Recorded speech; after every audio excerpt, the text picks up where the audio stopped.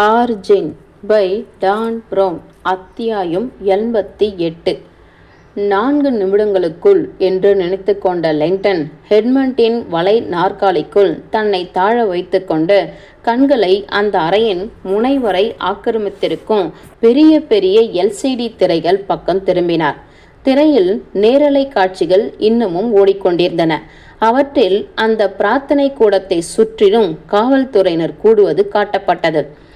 அவர்களால் உள்ளே வர முடியாது என்று உறுதியாகத்தானே சொல்கிறாய் என்று வலியுறுத்திய ஆம்ரா லெங்டனுக்கு பின்னால் நகர்த்து கொண்டாள். என்னை நம்புங்கள் என்றான் வின்ஸ்டன். பாதுகாப்பு விஷயத்தில் ஹெட்மன் மிகவும் தீவிரமானவர். இந்த கட்டிடத்தின் மின்சாரத்தை அவர்கள் நிறுத்திவிட்டால் என்னவாகும் என்றார் லெங்டன். தனித்திருக்கும் மின்சார சப்ளை இருக்கிறது என்றான் வின்ஸ்டன். அதில் அபரீதமான இருப்பு இருக்கிறது. இந்த நிலையில் யாராலும் அதில் குறுக்கிட முடியாது. நான் உறுதியாக சொல்வேன். லெங்டன் அப்படியே போகவிட்டார்.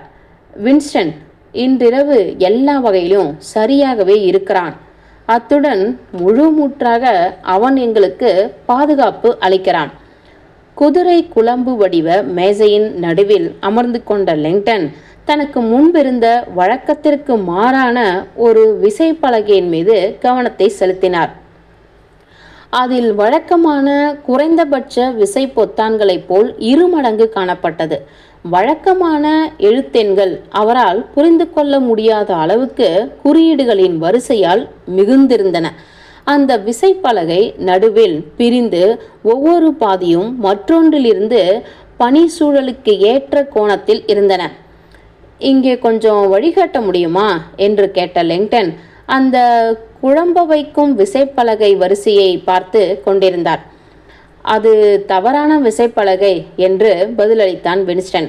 அதுதான் ஈவேவின் முக்கிய அணுகல் மையம். நான் குறிப்பிட்டது போல் ஹெட்மன் தன்னுடைய அறிவிப்பை எல்லாரிடமிருந்தும் மறைத்து வைத்திருந்தார். நான் உட்பட இந்த அறிவிப்பை வேறுபட்ட இயந்திரங்களில் இருந்துதான் தொடங்கி வைக்க முடியும். உங்களுக்கு வலது பக்கமாக சரிந்து முனைப்பகுதியை பாருங்கள். லெங்டன் தனக்கு வலது பக்கம் பார்த்தார். அங்கே அரை டசன் பிடிமானமில்லாத கம்ப்யூட்டர்கள் அந்த மேசையின் நீளத்திற்கு அமைக்கப்பட்டிருந்தன. அவற்றை நோக்கி அவர் நகர்கையில் முதல் சில இயந்திரங்கள் முற்றிலும் பழைய வழக்கொழிந்த போயிருந்தவைகளாக காணப்பட்டன. மேலும் அவர் நகர்ந்து செல்கையில் விசித்திரமான வகையில் இன்னமும் அதிகப்படியான பழம் இயந்திரங்களே பார்க்க கிடைத்தன. இது சரியில்லை என்று நினைத்த அவர் பல பத்தாண்டுகள் பழமையான சாயம் போன IBM டாஸ் சிஸ்டத்தை கடந்து சென்றார். வின்ஸ்டன், இந்த இயந்திரங்களை எல்லாம் என்ன? ஹெட்மண்டின் சிறுவயது கம்ப்யூட்டர்கள் என்றான் வின்ஸ்டன். தன்னுடைய வேர்களை நினைவில் வைத்து கொள்ளும் விதமாக அவர் அவற்றை வைத்திருக்கிறார். சில நேரங்களில் இங்கே தொந்தரவுக்குரிய நாட்கள் அவர் அவற்றை இயக்க வைத்து பழைய நிரல்களில் வேலை செய்து பார்ப்பார். ஒரு சிறு பையனாக நிரல்படுத்தலை அவர் அதிசயமாக உணர்ந்த காலத்தோடு தன்னை தொடர்பு கொள்வதற்கான வழியாக அதை நினைத்தார். இந்த யோசனை எனக்கு பிடித்திருக்கிறது என்றார் லெங்டன். உங்களுடைய மிக்கி மவுஸ் கை கடிகாரத்தை போன்றுதான் என்றான் வின்ஸ்டன். திடுக்கிட்டு குனிந்து பார்த்த லெங்டன் ஒரு சிறு பையனாக தான் பெற்றுக்கொண்ட காலத்திலிருந்தே அணிந்து கொண்டிருக்கும் பிரதான கை கடிகாரத்தை வெளிக்காட்டும் தன்னுடைய ஜாக்கெட்டின் கைப்பகுதியை பின்னுக்கு இழுத்துவிட்டு கொண்டார். அந்த கடிகாரத்தை பற்றி வின்ஸ்டனுக்கு தெரிந்திருப்பது ஆச்சரியப்படக்கூடியதுதான். இருந்தாலும் மனதளவில் இளமையாக இருப்பதை நினைவுறுத்தும் விதமாகவே தாம் அதை அணிந்திருப்பது பற்றி சமீபத்தில்தான் அவர் ஹெட்மண்டிடம் கூறியதை லெங்டன் நினைவு கூர்ந்தார். ராபர்ட் என்றாள் ஆம்ரா, உங்களுடைய ஃபேஷன் உணர்வு இருக்கட்டும், நாம் அந்த பாஸ்வேர்டை உள்ளிடலாமா? உங்களுடைய மவுஸ் கூட அசைகிறது. உங்கள் கவனத்தை ஈர்க்க முயற்சிக்கிறது. நிச்சயமாக சொல்லலாம். மிக்கியின் உரையிலிட்ட கை அதன் தலைக்கு மேலே இருந்தது. அதனுடைய ஆட்காட்டி விரல் ஏறக்குறைய மேலே நீட்டி சுட்டி காட்டியது. இன்னும் 3 நிமிடங்கள் தான் இருக்கின்றன. லெங்டன் சட்டென்று அந்த மேசையில் சரிய அந்த வரிசையில் கடைசியாக இருந்த கம்ப்யூட்டரில் ஆம்ராவும் அவருடன் சேர்ந்து கொண்டாள். ஒரு ஃப்ளாப்பி டிஸ்க் லைட், ஒரு 1200 ஃபாட் டெலிபோன் மோடம் மற்றும் அதன் மேல் ஒரு 12 அங்குலத்திற்கு வீங்கி வளைந்திருக்கும் மானிட்டர் ஆகியவற்றுடன் கூடிய அது ஒரு கவர்ச்சியில்லாத காளான் நிறம் கொண்ட பெட்டி. டான்டி டிஆர்எஸ் 80 என்றான் வின்ஸ்டன். எட்மண்டின் முதல் மிஷின். அவருக்கு ஏறத்தாழ 8 வயது இருக்கும்போது பயன்படுத்துவதற்காக வாங்கிய அதில்தான் அவர் தாமாகவே நிகிஷிமிசி நிரலை கற்றுக்கொண்டார்.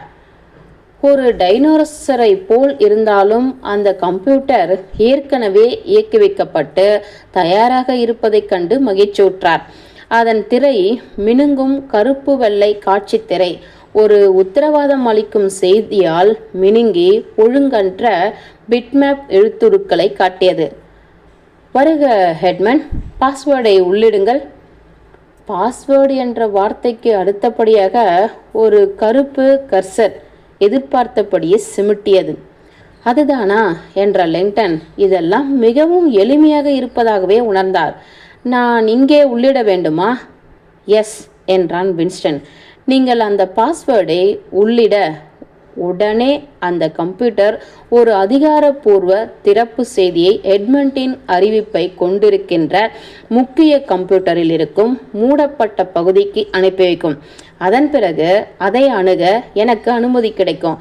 அத்துடன் அந்த ஒளிபரப்பை நிர்வகிக்கவும் உச்சுவேளைக்கு ஏற்றபடி அமைக்கவும் முடியும் என்பதுடன் உலகளாவிய ஒளிபரப்பிற்காக அந்த டேட்டாவை எல்லா முக்கிய பகிர்மான சேனல்களுக்கும் என்னால் அனுப்பி வைக்க முடியும். லெங்டன் அந்த விளக்கத்தை ஏறத்தாழ புரிந்து கொண்டார். ஆனாலும் அவர் அந்த நேர்த்தியற்ற கம்ப்யூட்டர் மற்றும் டெலிஃபோன் மோடமை உற்று பார்க்கையில் சற்று குழப்பத்தை உணர்ந்தார். எனக்கு புரியவில்லை வின்ஸ்டன். இன்று இரவுக்கான எட்மண்டின் எல்லாவித திட்டமிடலுக்கும் மேலாக தன்னுடைய மொத்த அறிவிப்புக்காகவும் அவன் ஏன் வரலாற்று காலத்திற்கு முந்தைய ஒரு மோடத்திற்கு தொலைபேசி அழைப்பு விடுப்பதையே நம்பியிருக்கிறான்? அது ஹெட்மண்டாக இருப்பதால் என்றுதான் என்னால் சொல்ல முடியும் என்றான் வின்ஸ்டன். அவர் நாடகம், குறியீட்டியல் மற்றும் வரலாற்று உணர்வாளர் என்பது உங்களுக்கே தெரியும். அத்துடன் தன்னுடைய முதல் கம்ப்யூட்டரை இயக்கிவித்து தன்னுடைய வாழ்நாளின் மகத்தான படைப்பை தொடங்கி வைப்பதில் அவருக்கு மிகப்பெரிய மகிழ்ச்சி இருந்திருக்கலாம் என்றுதான் எனக்கு நினைக்க தோன்றுகிறது. நியாயமான விஷயம்தான் என்று நினைத்து கொண்ட லெங்டன் அப்படிதான் எட்மண்டும் இதை பார்த்திருப்பான் என்பதை உணர்ந்து கொண்டார். மேலும் என்றான் வின்ஸ்டன், எட்மண்டிற்கு சரியான இடத்தில் வைப்பதற்கான வாய்ப்புகள் இருந்திருக்கலாம் என்றுதான் நான் நினைக்கிறேன். ஆனால் எது எப்படியோ பொத்தானை அழுத்துவதற்கு ஒரு பிரதான கம்ப்யூட்டரை பயன்படுத்துவதில் ஒரு அர்த்தம் இருக்கிறது. எளிய வேலைகளுக்கு எளிய சாதனங்கள் தான் வேண்டும். பாதுகாப்பு ரீதியாக மெதுவான ப்ரௌசர்கள் தான் ஹேக்கிங் செய்யப்படாமல் இருப்பதை உத்தரவாதம் படுத்தும்.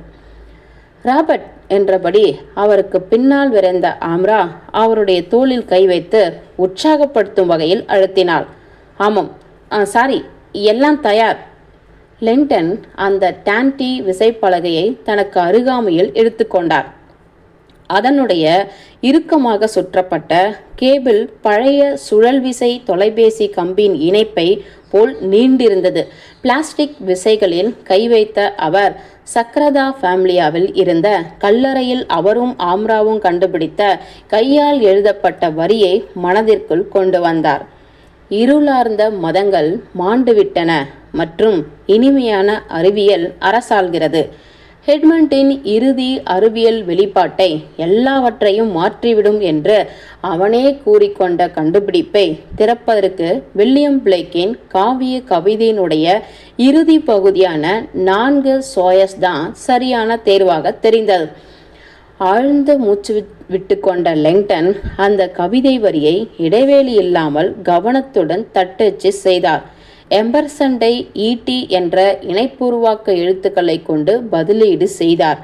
அவர் செய்து முடித்ததும் திரையை நிமிர்ந்து பார்த்தார். பாஸ்வேர்ட் உள்ளிடவும். லெங்டன் அந்த புள்ளிகளை எண்ணி பார்த்தார். 47 சரியாக இருக்கிறது. ஆரம்பம் ஆகிவிட்டது. லெங்டன் ஆம்ராவின் கண்களை பார்த்தார். அவள் அவருக்கு ஆமோதித்து தலையாட்டினாள். அவர் ரிட்டன் பொத்தானை அழுத்தினார். சட்டென்று அந்த கம்ப்யூட்டர் ஒரு மங்கிய பஸ் ஒலி எழுப்பியது. தவறான பாஸ்வேர்ட். மறுபடி முயற்சிக்கவும். லெங்டனின் இதயம் குமுறியது. ஹம்ரா, நான் சரியாக தான் தட்டச்சு செய்துகிறேன், உறுதியாக சொல்ல முடியும். அவர் தன்னுடைய நாற்காலியுடன் சுழன்று திரும்பி அவளை பார்த்தபோது அவளுடைய முகம் முழுவதும் பயம்தான் நிரம்பியிருக்கும் என்று எதிர்பார்த்தார். பதிலாக ஆம்ரா வெடல் அவரை குனிந்து பார்த்து வேடிக்கையாக புன்னகைத்தாள். அவள் தலையை குலுக்கிக் கொண்டே சிரித்துவிட்டாள். ப்ரொஃபசர் என்று கிசுகிசுத்த அவள் விசைப்பலகையை சுட்டி காட்டினாள். உங்களுடைய கேப்ஸ் லாக் ஆன் செய்யப்பட்டிருக்கிறது. அதே சமயத்தில் ஒரு மலைக்கு மிக உள்ளே குத்திட்டு நின்றபடி அந்த பாதாள மண்டபத்தை உற்று பார்த்து கொண்டிருந்த இளவரசர் ஜூலியன் தனக்கு முன்பிருக்கும் குழப்பமான காட்சியை விளங்கிக் கொள்ள முயன்று கொண்டிருந்தார். அவருடைய தந்தையான ஸ்பெயின் அரசர் மண்டபத்தின் தனித்திருந்த அந்தரங்கமான பகுதியில் ஒரு சக்கர நாற்காலியில் அமர்ந்திருந்தார். அச்சம் பொங்கி எழ ஜூலியன் அவர் பக்கம் விரைந்தார். அப்பா! ஜூலியன் வந்தவுடன் மெதுவாக தன் கண்களை திறந்த அரசர் பகல் பொழுது தூக்கத்திலிருந்து அப்பொழுதுதான் விழித்திருக்கிறார் என்பது தெளிவாக தெரிந்தது. அந்த உடல் நலிவுற்ற முடியரசர் எப்படியோ நிம்மதியாக புன்னகைத்தார். இங்கு வந்தமைக்கு நன்றி மகனே என்று கிசுகிசுத்த அவருடைய குரல் பலவீனமாக இருந்தது. சக்கர நாற்காலிக்கு முன்பாக குனிந்த ஜூலியன் தன்னுடைய தந்தை உயிருடன் இருப்பதைக் கண்டு நிம்மதியடைந்தார். ஆனால் ஒரு சில நாட்களிலே இவர் எப்படி சட்டென்று சிதைந்து போய்விட்டார் என்று நினைத்த போது அவருக்கு ஆச்சரியமும் ஏற்பட்டது. அப்பா, உங்களுக்கு ஒன்றுமில்லையே? அரசர் குறுகி கொண்டார். எதிர்பார்க்கக்கூடிய அளவுக்கு என்று ஆச்சரியப்படும் வகையில் நல்ல நகை உணர்வுடன் கூறினார் அவர். நீ எப்படி இருக்கிறாய்? இன்றைய நாள் பரபரப்பாக இருந்திருக்குமே. இதற்கு எப்படி பதில் சொல்வதென்று ஜூலியனுக்கு தெரியவில்லை. நீங்கள் இங்கே என்ன செய்கிறீர்கள்? அது எனக்கு மருத்துவமனையில் இருப்பது சோர்வூட்டியது. அதனால் கொஞ்சம் வெளிக்காற்று வாங்க விரும்பினேன். நல்லதுதான், ஆனால் இங்கேயா? இந்த ஆலயத்திற்கு துன்புறுத்தல் மற்றும் சகிப்பின்மையோடு உள்ள குறியீட்டு ரீதியான தொடர்பினால் தன்னுடைய தந்தை இதை வெறுத்தே வந்திருக்கிறார் என்பது ஜூலியனுக்கு தெரியும். மேன்மை பொருந்தியவரே என்றார் வால்டர் ஸ்பினோ. பலிபீடத்தை சுற்றி விரைந்து வந்த அவர் மூச்சுவிட முடியாமல் அவர்களுடன் சேர்ந்து கொண்டார். என்ன இதெல்லாம்? தன்னுடைய வாழ்நாள் நண்பரை பார்த்து சிரித்தார் அரசர். வாருங்கள் அன்டோனியோ. அன்டோனியோவா? பிஷப் வால்டர் ஸ்பினோவின் முதல் பெயரை சொல்லி தன்னுடைய தந்தை அவரை அழைத்தது இளவரசர் ஜூலியன் இதுவரை கேட்டதே இல்லை. பொதுவிடத்தில் அது எப்பொழுதுமே மேதையனரே என்பதாகத்தான் இருக்கும். அரசரின் குண இயல்புக்கு பொருந்தாத சம்பிரதாயமின்மை பிஷப்பை உலுக்கிவிட்டது போல் தோன்றியது. உங்களுக்கு நன்றி என்று அவர் திக்கினார். உங்களுக்கு ஒன்றுமில்லையே? நன்றாகத்தான் இருக்கிறேன் என்று பதிலளித்த அரசர் பெரிதாக புன்னகைத்தார். இந்த உலகில் நான் பெரிதும் நம்புகின்ற 2 பேருடன் இருக்கிறேன். ஜூலியனை நோக்கி ஒரு அசௌகரியமான பார்வை பார்த்த வால்டர் ஸ்பினோ பின்னர் அரசரிடம் திரும்பினார். மேன்மை பொருந்தியவரே, நீங்கள் கேட்டுக்கொண்டபடியே உங்கள் மகனை உங்களிடமே கொண்டு வந்து சேர்த்துவிட்டேன். நீங்கள் இருவரும் தனிமையில் பேசிக்கொள்ளும் வகையில் நான் இங்கிருந்து போய்விடவா? வேண்டாம் அன்டோனியோ என்றார் அரசர். இது ஒரு ஒப்புதல் வாக்குமூலமாகத்தான் இருக்கப் போகிறது. என்னுடைய மதகுருவும் என் பக்கத்தில் இருக்க வேண்டும். வால்டர் ஸ்பினோ தலையை குலுக்கினார். இன்றிரவு உங்களுடைய செயல்களையும் நடத்தையையும் விளக்க வேண்டுமென உங்கள் மகன் எதிர்பார்ப்பார் என்று எனக்கு தோன்றவில்லை. என்னால் உறுதியாக. இன்றிரவா? அரசர் சிரித்தார். இல்லை அன்டோனியோ, ஜூலியனிடம் நான் வாழ்நாள் முழுவதும் மறைத்து வைத்திருந்த இரகசியத்தை ஒப்புக்கொள்ளப் போகிறேன். அத்தியாயம் 88 முடிந்தது. அத்தியாயம் 89. conspiracynet.com. அவசர செய்தி. தேவாலயம் தாக்கப்பட்டது. இல்லை, ஹெட்மன் கிரஷால் அல்ல, ஸ்பானிஷ் காவல்துறையால். பார்சிலோனாவில் உள்ள சேப்பல் டோரே ஜிரானோ தற்போது உள்ளூர் அதிகாரிகளால் தாக்குதலுக்கு உள்ளாகியிருக்கிறது. உள்ளே இருக்கும் ராபர்ட் லேங்டனும் ஆம்ரா வைடலும் இன்னும் சில நிமிடங்களில் ஆரம்பிக்க போகும் எட்மண்ட் கிறிஸ்டியனுடைய எதிர்பார்ப்பை ஏற்படுத்திய அறிவிப்பை வெற்றிகரமாக தொடங்கி வைத்தமைக்கு பொறுப்பானவர்கள் என்று நம்பப்படுகிறது. கவுண்டவுன் தொடங்கிவிட்டது. அத்தியாயம் 89 முடிந்தது.